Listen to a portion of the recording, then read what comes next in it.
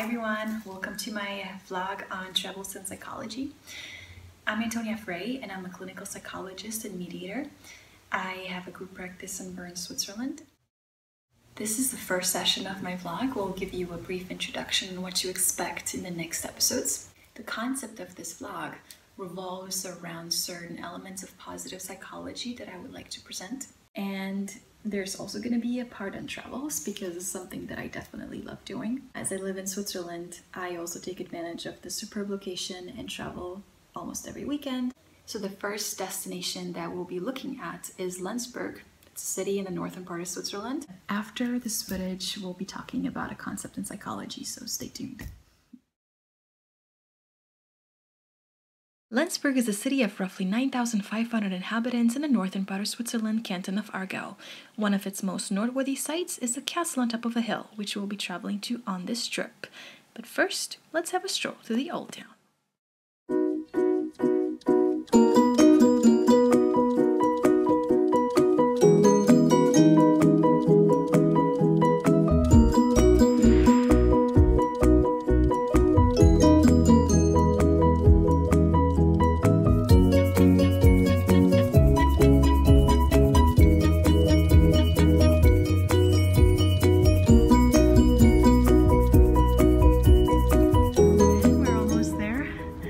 Personally, I'm really curious to see what the view is going to be like from up there. As you can see, I'm a little bit out of breath because I've been walking all the way up here and it's quite an uphill climb.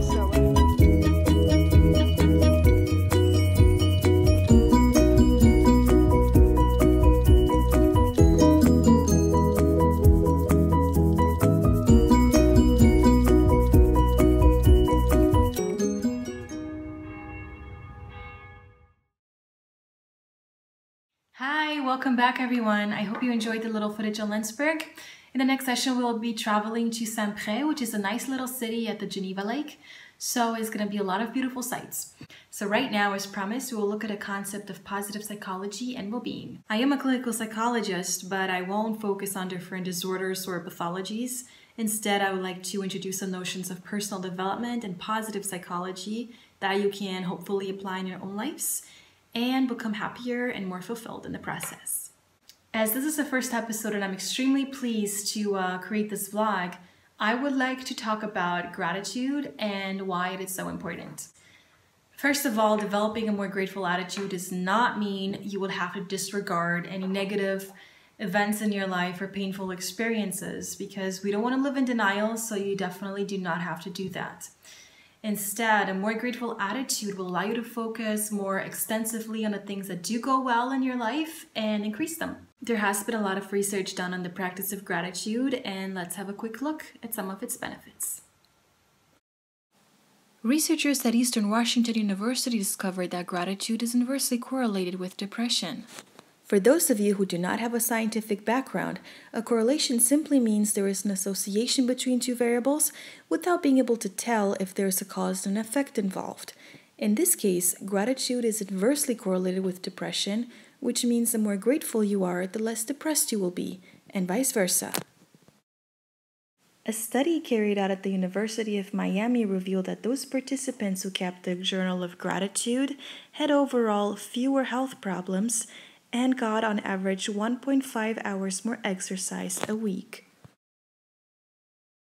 At UCLA, they found people with higher levels of gratitude to have increased prosocial behavior, meaning the ability and willingness to help other people. Surprisingly, even chronically ill individuals who practice gratitude reported improved sleep quality and more energy.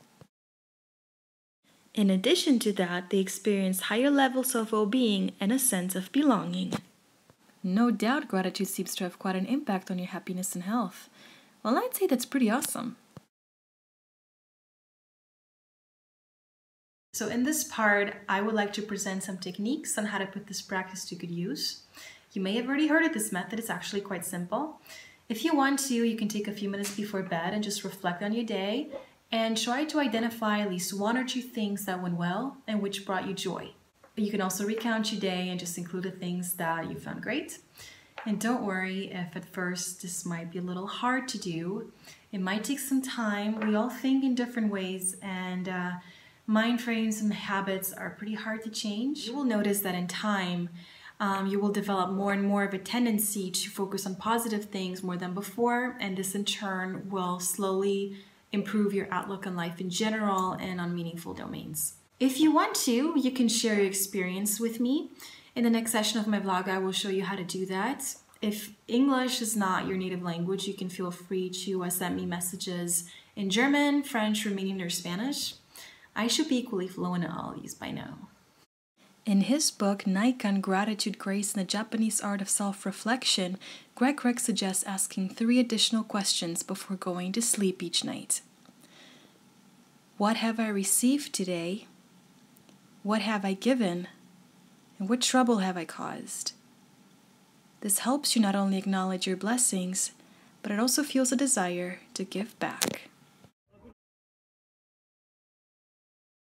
In this section of my vlog, I would like to give you the opportunity to ask me questions concerning your work or relationships or any other aspect of your life. I would also be very glad to receive comments or feedback or different destinations that you might like to visit. So feel free to email me your questions via info@antoniafrey.com. And yes, there is an antoniafrey.com. I will take the time and answer your questions in the next sessions. There'll also be various other activities that I'll be taking you to, events that I usually attend, or there'll be guests as well. So if you like my vlog, please remember to subscribe so that you'll be sure not to miss any episode. So stay tuned. And thank you so much for watching. Bye!